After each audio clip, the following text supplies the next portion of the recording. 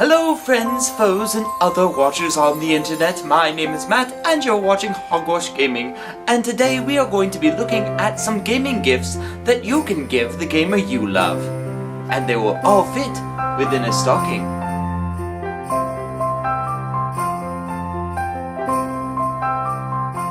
Hello friends, foes, and other watchers on the internet. My name is Matt and you're watching Hogwash Gaming, and today we are going to be taking a look at the last bunch of stocking stuffers that I have for the gamer you love, and we're going to be focusing on the nerdier end of gaming. And the first thing that I would like to suggest is a dice bag. And this is a really nice dice bag. It doesn't tip over, it stands on its side. You know, it has drawstrings that draw it up tight so no dice can fall out. And then you can just slide these things down in there and lock them all in. And there you go. You can tip over in your bag, your backpack. You won't lose anything. Another thing that I would like to suggest is dice of all sorts and sizes. Even dice that have more than 6 sides can be used in games other than RPGs and stuff like that. So if your friend or loved one or whatever you're buying for doesn't play role-playing games, if they play something like a card game, a lot of people like to use dice that are different to use as counters. Things that keep track of points or tokens or something. Because lots of games have tokens, and keeping track of tokens can be really annoying. So instead, buying them some dice, they can use those to keep track of things. I'm gonna take a little step back and talk about things that you can get for your role-playing friends. If you have a friend that's a DM or a GM or something like that, I would suggest buying them story cubes. There are many packs of story cubes, and they all have little pictures on them. It shows a little back here.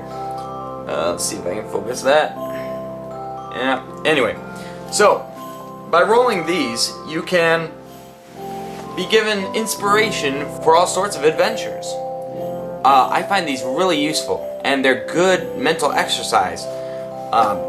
If you roll different dice and you come up with a key, a pyramid, and a speech bubble, maybe there's a secret message in an ancient tomb that must be unlocked. It really stirs the imagination. I would suggest getting these even for your non-nerdy friends, just if you want to have fun making up stories. Which, quite honestly, sounds a lot like RPGs, so why don't you just play RPGs? Anyway, I'll put this down. Last but not least, I would suggest getting card sleeves. And these actually can cover more than just nerdy card games. But I'll explain what they are first. This is Netrunner cards. And they are in card sleeves. Why are they in card sleeves? Because they're made out of cardboard, and cardboard, if it gets wet, can be damaged. Cardboard tears, and cardboard gets ruined by sticky fingers or oily fingers. These sleeves make it really easy to make your deck look a certain way. So if you wanted to go with black instead of white, then you could have one deck be like your dragon deck if you were playing Magic, or your fire deck if you were playing Pokemon or something like that.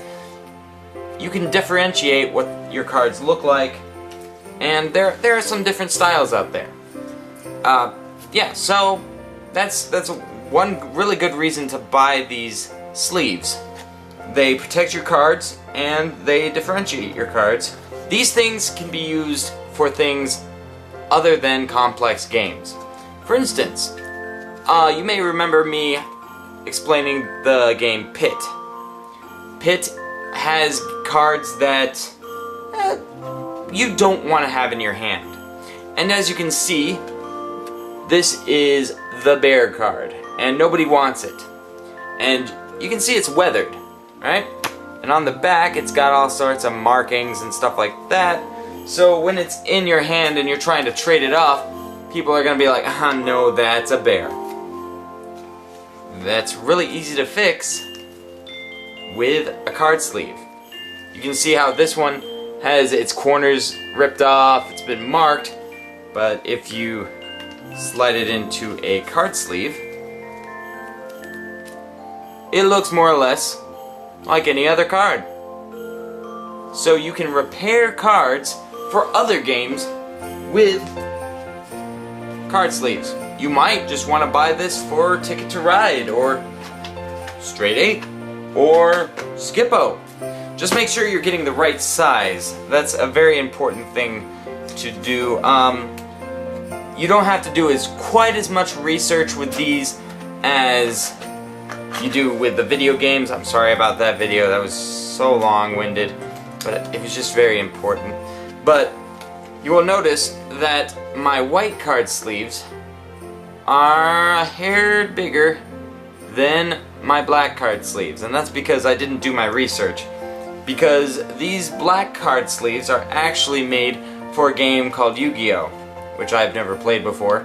But you'll notice that my Netrunner card doesn't quite fit in this.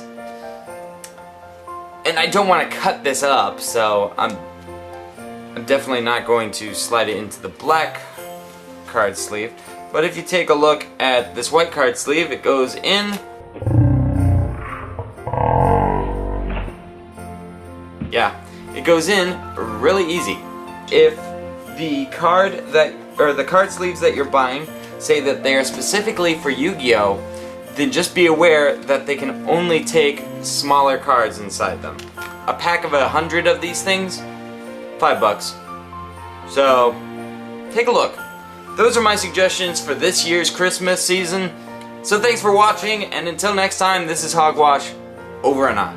I will catch you later.